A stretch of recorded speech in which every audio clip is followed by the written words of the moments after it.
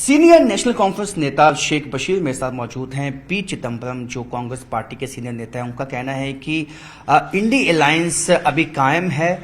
इस पे उनको शक है। उनको लगता नहीं है कि इंडी अलायंस उस तरह से काम कर रहा है जिस तरह से इसकी जो मकसद था इसका। देखिए, पहली बात यह है कि इंडिया अलायंस जब फॉर्म किया गया था, जिसमें बहुत सी पार्टियां शामिल हैं और उन्होंने पार्लियामेंट के इलेक्शन से पहले इसको फॉर्म किया था। इलेक्शन हो गए, उसके बाद स्टेट्स के अंदर इलेक्शन हुए, जिस तरह जम्मू कश्मीर का इलेक्शन हुआ। अब पी चिदम्बरम साहब को कहाँ लग रहा है कि ये अलायंस अब नहीं है या नहीं है, वो तो वही बताएंगे। लेकिन मैं समझता हूँ कि ये विचारधाराओं का एक गठबंधन था। सेकुलर ताकतें इकट्ठी हुई ताकि उन फोर्सेस को मुकाबला करें जो दूसरी विचारधारा की था। बीजेपी भी एक विचारधारा के साथ चल रही है और दूसरी दफ़ा नहीं बल्कि तीसरी दफ़ा लोगों ने मैंडेट दिया है बीजेपी को हुकूमत करने का।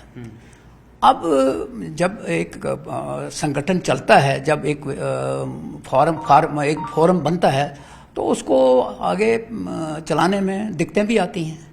बहुत सी, हर एक स्टेट की अपनी दिक्कत है। आंध्रा का अपना इशू है, मगरबी बंगाल का अपना इशू है, जम्मू कश्मीर का अपना इशू है। तो लिहाजा इस वक्त चूंकि गवर्नमेंट बन गई है और गवर्नमेंट के बाद इश्यूज हैं, जिन इश्यूज के ऊपर अब जो अलायंस बना है उनको रिएक्ट करना है। तो वहां मैं क्या कहूंगा, चिदम्बरम को वो बीजेपी बन गए कि बीजेपी जो कुछ है वही ठीक है।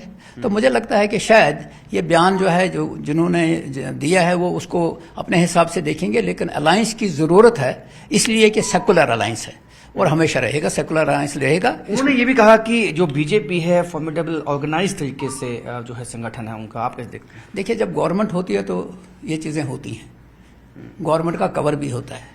लेकिन बहुत सी चीजें बीजेपी ऐसी कर रही है जहां जरूरत है अपोजिशन को डट के मुकाबला करने की और अलायंस की मजबूती की जरूरत पड़ेगी।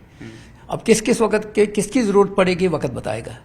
जी, तो शेख बशीर सीनियर नेता है नेशनल कॉन्फ्रेंस के, इन्होंने पी चिदम्बरम के स्टेटमेंट पे अपना रिएक्शन दिया है। कैमरामैन साबिर भट्ट के साथ राजन फैद, न्यूज़ 18 जम्मू।